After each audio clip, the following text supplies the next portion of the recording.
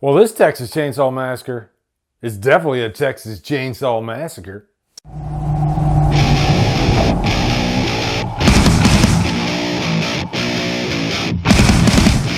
Texas Chainsaw Massacre 2022 stars Sarah Yark and Elsie Fisher and is directed by David Blue Garcia. What is up, guys? We have a brand new Texas Chainsaw Massacre movie. This will be a non-spoiler review. Only going to give you the broad strokes, whether I like the movie or not, some pros and cons.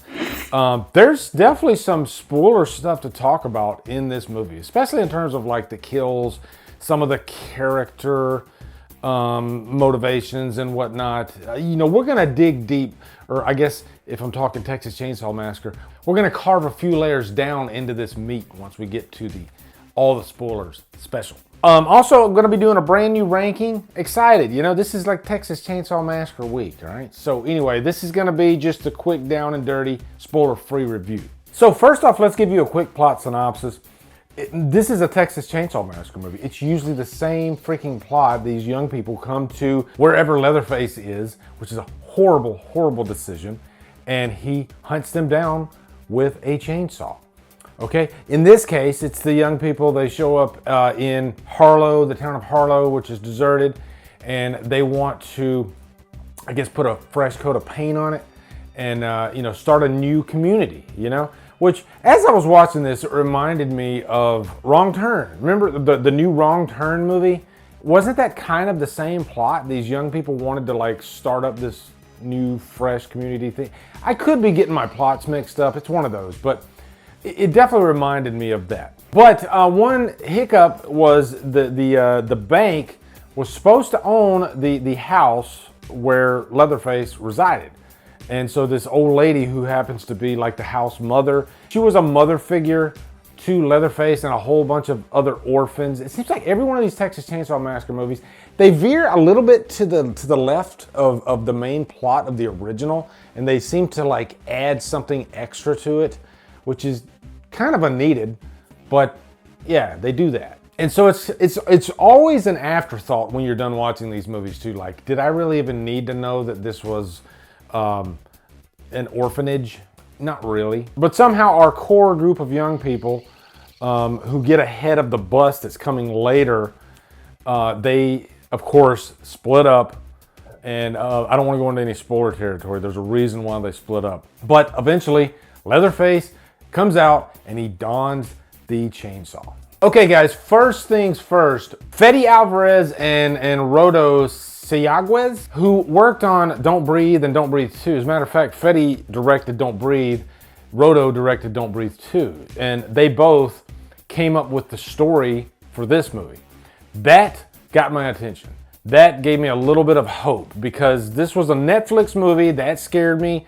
Why is this going straight to Netflix? But, with this whole new age of the way we watch movies, and you could blame the vid on it a little bit too, it's becoming more of an acceptable thing. And after watching this, I realized this is just as good as most of the decent Texas Chainsaw Massacre movies. This could have easily played in a theater and I would have had a good time. The violence in this movie is not light at all. This is not Coors Light, all right? This is full on 50% alcohol. I'm not a drinker. Do they have like 50%? Would you be dead if you drank like 50% alcohol? I don't know. Let's just say this is full of blood and guts. And you can bring that right back to Fede Alvarez and Rodo. They like blood. If you've seen the Evil Dead remake, wow, the crazy blood. This movie might be, and I don't want to freaking go crazy here, okay, and get you guys too pumped up, but this might be one of the bloodiest Texas Chainsaw Massacre movies out there. Now, going back to other Texas Chainsaw movies, all of them have a lot of this stuff. So you are going to get what you want. I guess that's just the best way to put it. If you go into a Texas Chainsaw Massacre movie wanting a lot of blood and guts and a lot of chainsaw action, you get that in this movie. There's some creativity with the kills too, actually, because Leatherface, let's face it, he's a one-note type of guy. He has a chainsaw, he does his thing, but he uses a few different weapons in this movie, and sometimes he gets pretty damn creative. We'll go into that in the spoiler discussion. Let's just put it this way. More than a few times did I go, oh shit. That type of reaction, that happened a lot while I was watching this movie. Sometimes I was fist pumping, okay? Not gonna lie. There's some great freaking carnage candy in this movie. So that right there, you're gonna love. Let's jump into the characters. And with these movies, we don't expect much out of the characters. Just don't get in the way. You know, in today's age, we can have like PC bullshit and all this stuff. They kind of teeter that stuff, you know, kind of tease that stuff at first, but it goes a different direction, in a direction that I actually liked, because there is a character that, you know, he's like the gun happy type of dude. And our main two characters, Lila and Melody, they are sisters. They are our core characters of the movie. Lila, who looks just like Arya Stark, she was a that made me sit up in my chair like, this is an interesting character because she's not for guns at all. And then you have this other character that comes around. Let's just say he's a Texan, all right? That should tell you how he feels about guns. And they play around with that dynamic a little bit throughout this, and I actually found myself enjoying it. But you know, while we're talking about this current age of like social media and PC, of course, we've seen the trailer. We know the bus scene. Don't get yourself canceled, bro. I'll just say that scene is fucking awesome, okay? Just think about like the lab massacre in Halloween 6, okay?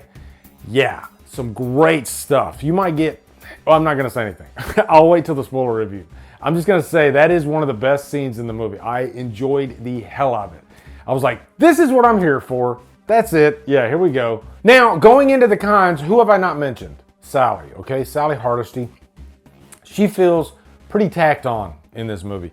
A lot of comparisons to Halloween 2018. She's pretty much the Laurie Strode of this movie. I think it made me appreciate Jamie Lee Curtis and Laurie Strode because they do a lot more. You know, Laurie is a viable character in Halloween 2018. Sally, she spends a lot of the movie kind of just staring at her Polaroid picture of her friends from the first movie. Like, 50 years later, would you just be carrying around a Polaroid all the time? I don't know. But yeah, she does feel kind of tacked on, and let's just say she wasn't needed. They could have easily taken that character out of this movie, and I would have had a blast. You know, I didn't need Sally in this movie, okay? She really just kind of got in the way, maybe. I just didn't need her, okay? You get the point. Overall, though, guys, I had a freaking blast with this movie. Had the lowest expectations. I thought we'd be lucky if we got out of this thing with a 3 out of 5 rating, right? I'm gonna give it a purchase worthy. I freaking had a blast with Texas Chainsaw Massacre 2022. I would put it up there with some of the better movies, like the remake, the prequel, Texas Chainsaw 3D. I know some of you guys don't like that movie. I love Texas Chainsaw 3D. It's going to be interesting to do my ranking, and I'm still trying to figure out where to put this movie, okay? Because there's pros and cons all across the board with this movie and those other movies. But yeah, good stuff. Had a lot of fun. If you want bloody carnage candy, this is your movie. If you want a Texas Chainsaw Massacre movie with tons of Leatherface action, this is your movie, okay? So yeah. So anyway, guys, check this movie out. I'm sure if you're a horror fan, you're gonna love it. Also, be sure to come over to Killer Flicks where we talk horror all day and every day. And on Fridays, we do Free for Fridays. Follow me at Drumdums on my socials. Support me on Patreon. Buy me a coffee. Anyway, guys, thank you so much for watching. Have a great day. Drumdum out.